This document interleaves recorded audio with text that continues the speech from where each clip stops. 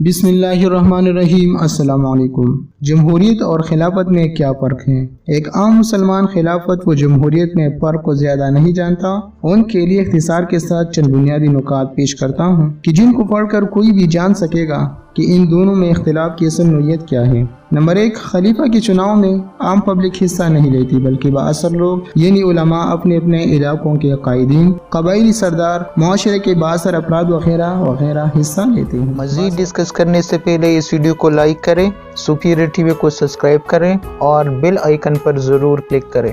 بااثر افراد کون ہو اور ان میں کیا صفات ہو، ان پر قرآن و سنت سے رہنمائی لے کر فیصلہ کیا جا سکتا ہے۔ اگر نیت اور ارادے درست ہوں اور جب وہ خلیفہ کا انتخاب کر لیتے ہیں تو عام پبلک صرف بیعت کرتی ہیں، جبکہ جمہوریت میں ان پڑھ، جاہل، ڈاکو، چور اور نیک لوگ سب شریک ہوتے ہیں اور سب کا ووٹ برابر ہے۔ نمبر 2، خلافت میں ملک کا قانون خود بخود قرآن و سنت قرار پاتا ہے۔ اللہ کے قانون کو لاگو ہونے کے لیے اسمبلی کے 2/3 اکثریت کی ضرورت نہیں ہوتی اور نہ ہی وہ اسمبلی کے ارکان کے پاس کرنے کا محتاج ہوتا ہے۔ مثلا اسلام میں سود حرام ہے، اب اس کو لاگو کرنے کے لیے اگر اسمبلی کا محتاج کر دیا جائے گا تو یہ اللہ کے فیصلے کی توہین ہے اور اسی کو شرک کہتے ہیں، جبکہ آج عملی طور پر جمہوریت میں یہی چیز ہو رہی ہے۔ نمبر 3، خلافت میں اکثریت کی رائے کو ہر وقت قبول نہیں کیا جاتا اور نہ ہی اسے اصول بنایا جاتا ہے، بلکہ کسی فیصلے کی بنیاد دلیل پر ہوتی ہے، جبکہ جمہوریت میں اول و آخر اکثریت کو ہی فیصلہ کن مانا جاتا ہے۔ نمبر 4، جمہوریت میں انسان کو قانون بنانے کی اجازت ہوتی ہے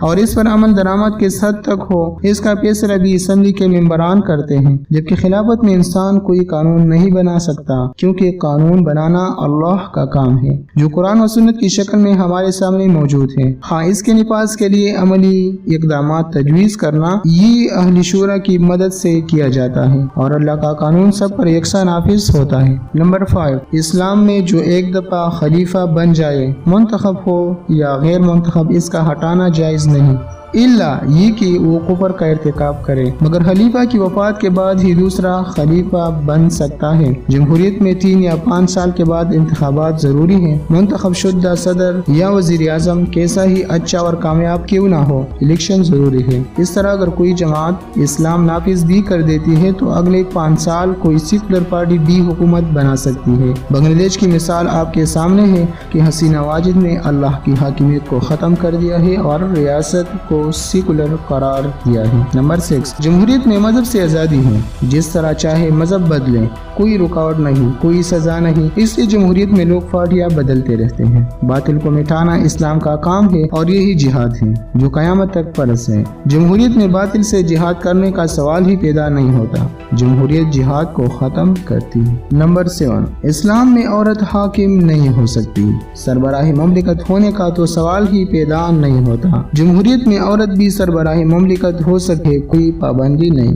نمبر 8، اسلام میں طاقت کا سرچشمہ اللہ ہے، جمہوریت میں طاقت کا سرچشمہ عوام ہے۔ نمبر 9، اسلام میں نہ حزبی اقتدار کا تصور ہے نہ حزبی اختلاف کا، اسلام پارٹیوں کے سخت خلاف ہے، خاص طور پر سیاسی پارٹیوں کی تو قطعاً اجازت نہیں۔ جمہوریت میں پارٹیاں بنانا سکھاتی ہے اور پارٹیوں کے بلبوتے پر چلتی ہیں، پارٹیوں کے بغیر جمہوریت چل ہی نہیں سکتی، حزبی اقتدار اور حزبی اختلاف کا ہونا لازمی ہے۔ نمبر 10، جمہوریت سرمایہ دارانہ نظام ہے، الیکشن میں حصہ لینے والی جماعت کو اربوں روپے خرچ کرنا پڑتے ہیں اور جو جتنا پیسہ زیادہ لگاتا ہے کامیاب ہوتا ہے، غریب، ایماندار اور شریف بندے کی اس میں کوئی قدر نہیں، جبکہ خلافت میں ان سب دندوں کی کوئی ضرورت نہیں ہے۔ اس کے علاوہ بھی اہم نکات ہیں اور ان کی مزید وضاحت بھی موجود ہے، تاہم اتنا ہی سبق کافی سمجھے اور کھل کر پکارے۔ جمہوریت جہنم کا گڑھا ہے، دلیل سے رد کیجیے چاہے بے حد کیجیے۔